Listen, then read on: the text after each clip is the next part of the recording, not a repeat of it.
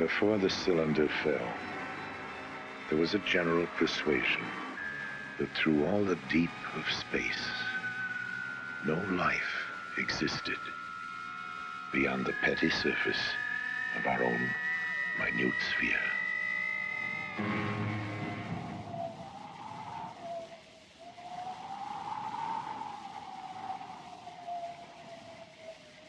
We know now that in the early years of the 20th century, this world was being watched closely by intelligences greater than man's. Across an immense ethereal gulf, minds that are to our minds as our minds are to the beasts in the jungle. Intellects, vast, cool, and unsympathetic, regarded this earth with envious eyes. And surely drew their plans against us.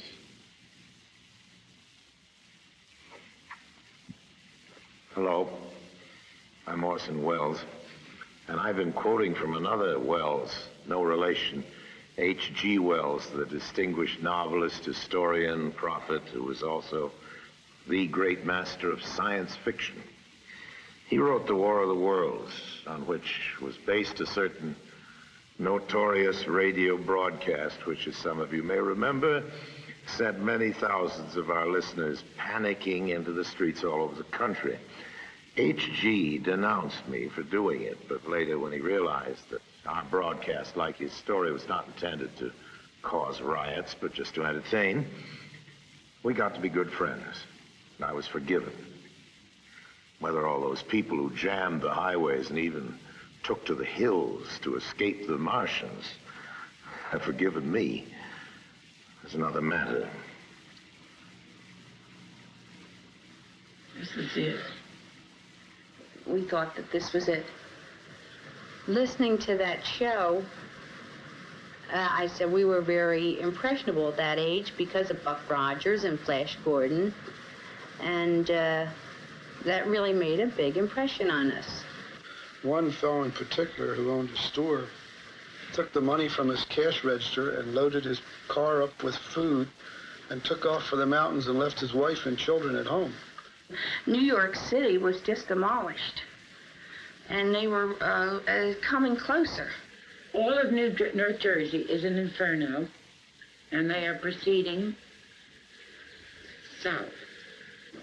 I can conceive of no nightmare as terrifying as establishing such communication with the so-called superior, or if you wish, advanced technology in outer space. George Wald is a Nobel Prize winning biologist, one of a group of distinguished scientists meeting on the subject of extraterrestrial life. All of the people you will be seeing in this program, scientists, radio listeners, Orson Welles, have one thing in common. Each has had reason to believe in the likely existence of non-earthly life in the universe. I think there's no question but that we live in an inhabited universe that has life all over it. What I'm imagining is the facts that I've just stated becoming generally known, so that people know that out there is a million other civilizations.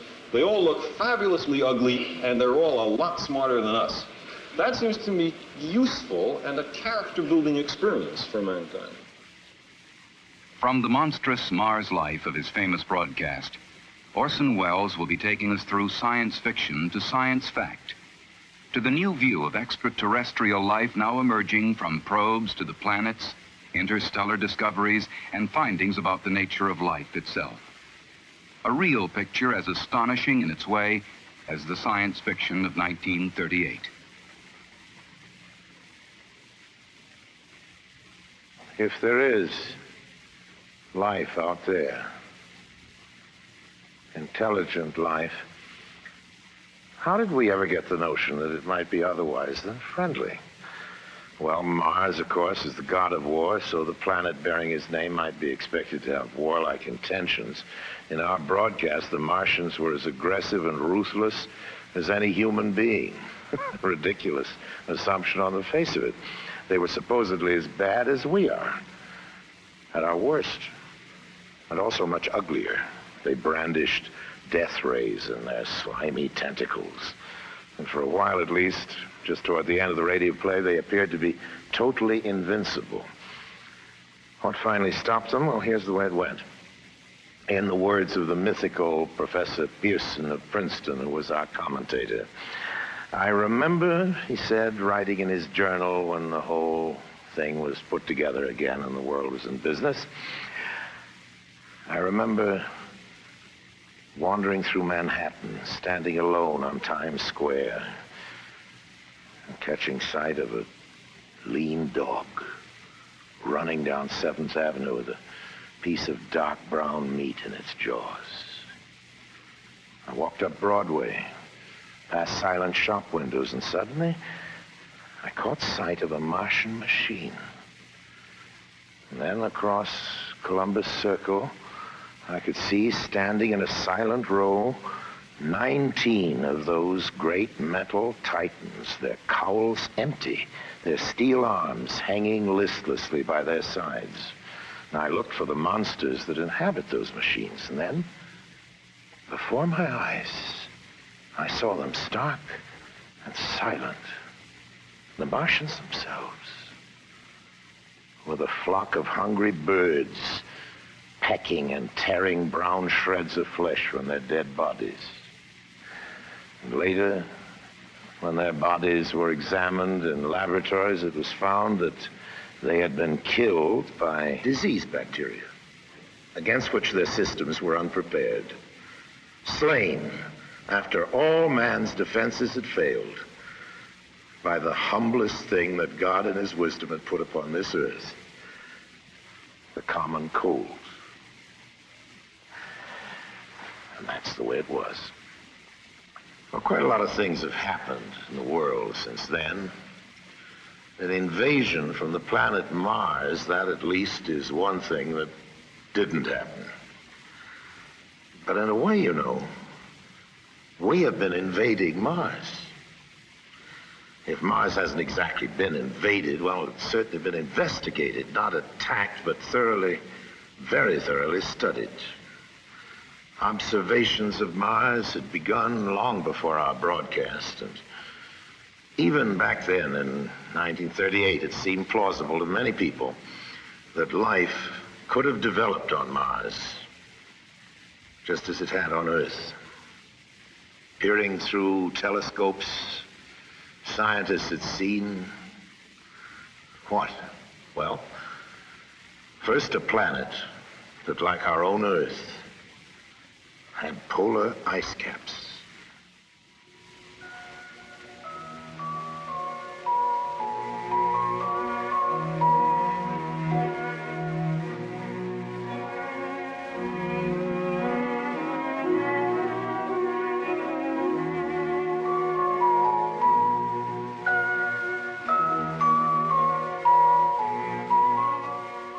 They were fascinated to see that the ice caps grew and receded with each year.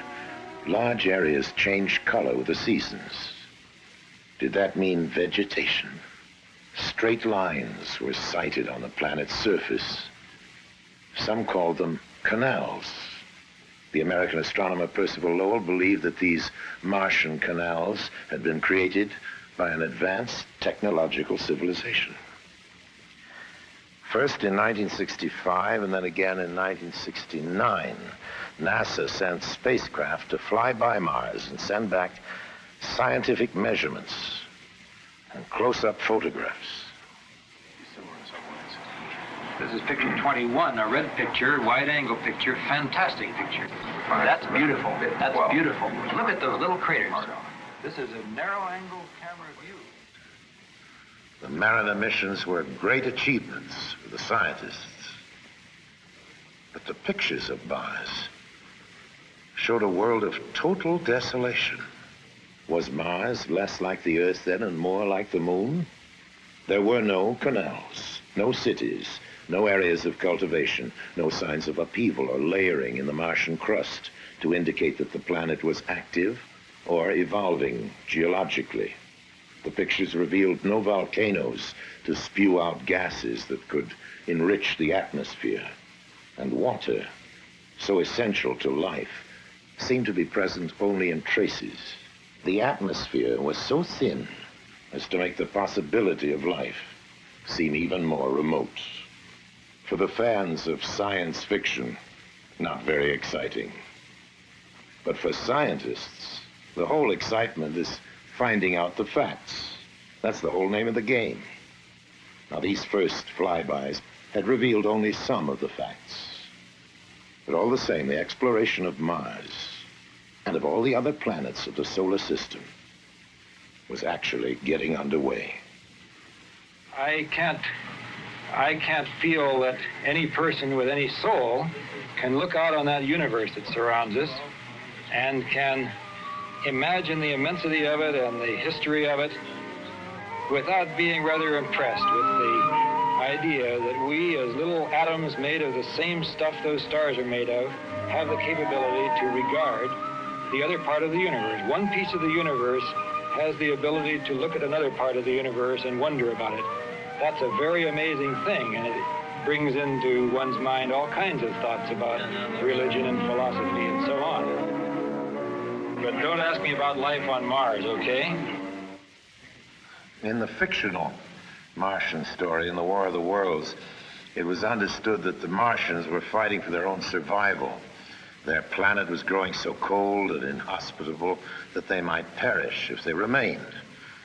While real life confined to such a planet would fight for survival by trying to change itself, by evolving. Every living thing on Earth has evolved from the lowly, the invisibly small microbe. Given nourishment, the microbe will grow colonies so vast that they rapidly become visible to the eye. Here on our planet, microbes have adapted to survive the most hostile conditions. Arid deserts, the frozen Himalayas, in trenches under thousands of tons of pressure in the ocean deeps. Biologists at Ames Laboratory are discovering adaptive capabilities in life forms that a few years ago would have been regarded as fantastic. Within the cooling systems of atomic reactors, organisms have been discovered, flourishing, where radiation could be expected to destroy any living thing. In hospitals that use ultraviolet for sterilization, strains have been found resistant to the killing radiation.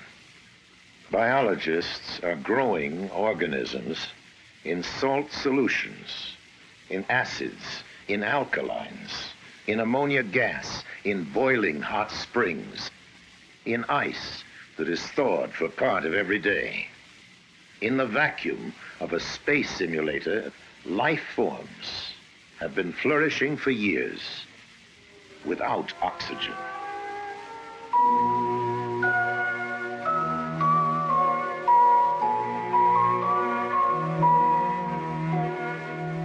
Scientists are studying the kinds of environments that could challenge life forms on the planets and moons of the solar system.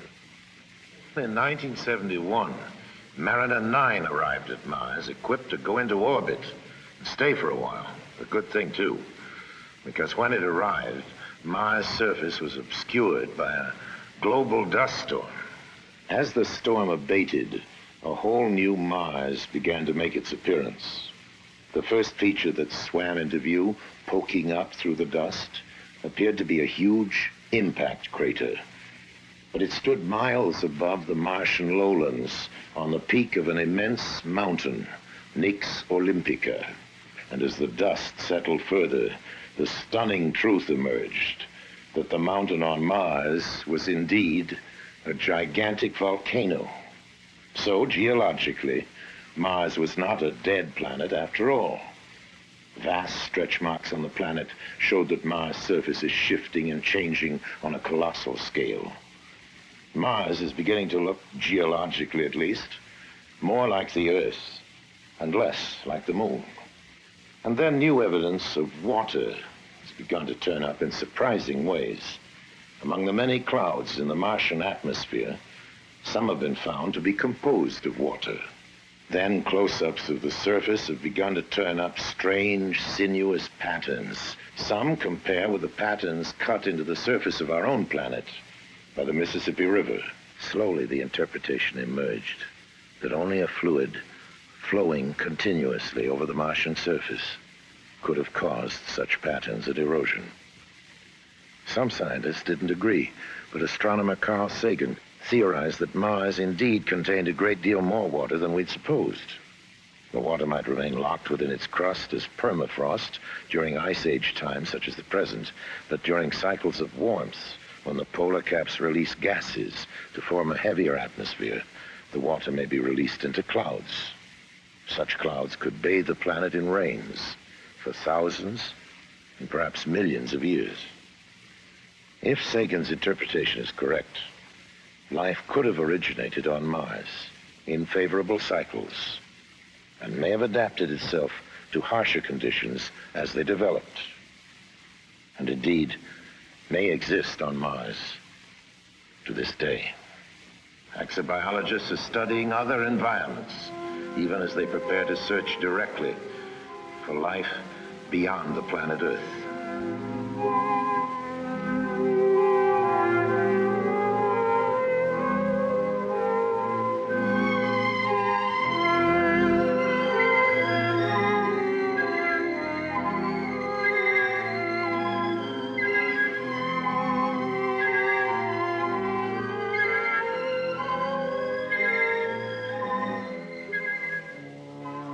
Flying by Jupiter, Pioneer 10 confirmed estimates that within its atmosphere are combinations of gases similar to those in which life originated on Earth.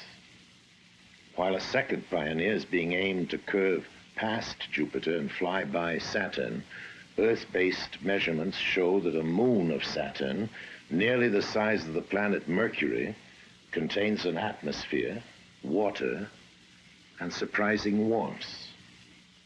A Viking spacecraft is being readied to land on Mars in 1976, carrying an automated chemical laboratory to sample Martian soil for life forms.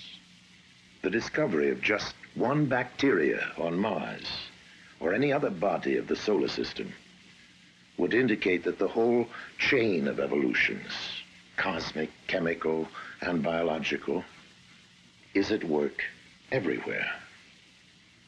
In that case, the creation of life anywhere in the universe would be more the rule than the exception. In that case, there may be other intelligent civilizations capable of communicating with us. In the impact on ourselves of contact with another intelligent civilization, how it might come about and what the effects might be, is now being discussed by serious thinkers the world over. This symposium at Boston University includes astronomer Carl Sagan, anthropologist Ashley Montague. Krista Stendhal is Dean of the Harvard School of Divinity. Professor Berenson teaches a course entitled Search for Life in the Universe. Professor Philip Morrison of MIT co-authored the first seriously reasoned paper on possible modes of communication with extraterrestrial life. George Wald won the Nobel Prize in 1971 for his work in physiology. It is now okay to talk about life elsewhere or intelligent life elsewhere, whereas a decade or two ago, it wasn't okay. It was considered too speculative to be worth any investment of time. That the number of stars in our galaxy alone is so staggeringly large, of the order of 10 to the 11 or more. The probability of stars having planetary systems is so high, we think perhaps half. The probability that those planetary systems might be comparable with our own, and that the stars have some kind of an ecosphere, a sphere in which the radiation is suitable for life, that it's not too hot, not too cold, meeting the other criteria, seems so reasonable. These bits of information have come from astronomy primarily. Then we join with the biochemists who tell us about the probable evolution of life here on Earth, the kinds of elements that are necessary for it, DNA molecules and amino acids and the like, amino acids which have now been found in meteorites, that we have now found interstellar molecules floating out in the space between stars, so that you know the materials for a carbon-based life exist. We know that many of the building blocks of life in our own solar system exist off of our planet. If you put these kinds of probabilities together, it begins to lead to the sorts of conclusions that we started with as an initial premise, and which apparently no one on the panel has disagreed. And that is that life must exist in the universe, and it must exist quite abundantly. The most optimistic estimates, in the view of many, about the number of civilizations that there might be in the galaxy is of the order of 1 million, which means that only one in a few 100,000 stars has such civilizations. Now that would mean a billion such places just in our own galaxy that might contain life. As I believe there's a society of these groups, not just one. There are probably very many. There's only one, we have no hope of finding him. There are probably thousands, maybe as many as 1 million. They probably already have had a long history of this same experience of finding new ones and bringing them into the network.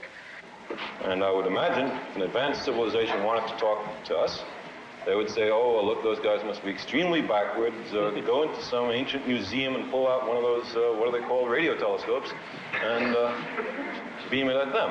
In 1970, a study of the feasibility for picking up interstellar communication was made in California by a number of radio scientists there, as well as astronomers and others. It's called Project Cyclops. The outcome of that study was that the United States had the technical capability of building a large radio array, which would be able to scan the heavens with fairly great resolution and power sensitivity out to a distance of many hundreds or possibly thousands of light years, with the very distinct possibility of picking up a signal if it were there. Our present technology is able to detect ourselves anywhere in this galaxy of about 250 billion stars. First, the people beaming the message will be incredibly alien. Even if their biochemistry resembles the biochemistry Professor Wald teaches, it will not be all that close, you know. It will have enzymes, but it will be, the LD situation will be quite different, and I don't know what chains of enzyme systems they will have at all. And you couldn't eat their food, very likely, even though they're the same biochemistry. Any more than we eat the food of a mushroom. It's very difficult to eat that.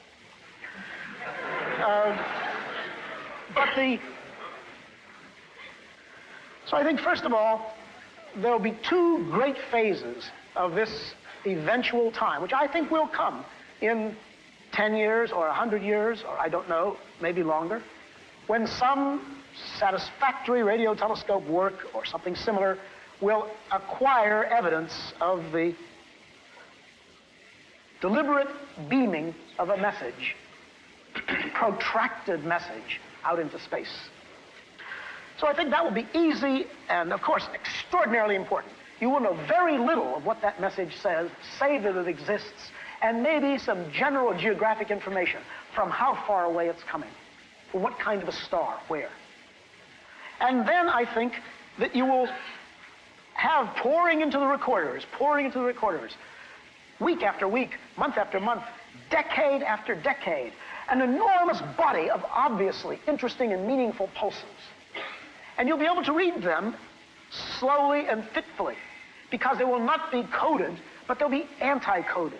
That's to say, the people who designed them, the beings who designed them, will have thought very carefully how to make the maximum number of mathematical clues. The best way to single out the meaning will be made available. I think the most important thing that it will bring to us, if we can finally understand it, will be a description, if it exists at all, of how the beings disposing of great technology were able to fashion a world in which they could live and persevere and maintain something of worth and beauty for a long period of time. And finally, it would end our social and cultural isolation. To date, we have been bounded not only into our own countries and into our own small regions on this planet, but most assuredly within our solar system itself. If there are the tens of billions of other civilizations which the predictions indicate might be, then we would join a larger galactic community. In 1976, we're going to be able to explore Mars for perhaps not so humble microorganisms. Before and after that, we'll be searching the planets and the galaxies for clues to fill in the new patterns we're discovering. The evolution of evolutions that has produced us and the possible millions of other civilizations. It is conceivable that a spherical ship will land in front of the Washington Monument and a figure with 4 antennas and otherwise looking like the professional football player will walk out and demand to see our leader. But I hope very much that the universe of circumstance is wider than the rather shoddy imaginations of science fiction writers for 30 or 40 years. And I'm pretty convinced it is. We've not found their guidance so great in any but the most modest activities, like going to the moon, which is not very much. The difference between the spacecrafts of NASA and the lurid flying saucery of that old radio War of the Worlds is the difference between science and science fiction. And yes, between war and peace. It's our own world which has turned out to be the interplanetary visitor. We're the ones who are moving out there, not with death rays, but with cameras. Not to conquer, but simply to learn. We are, in fact, behaving ourselves far better out there than we ever have back here at home on our own planet.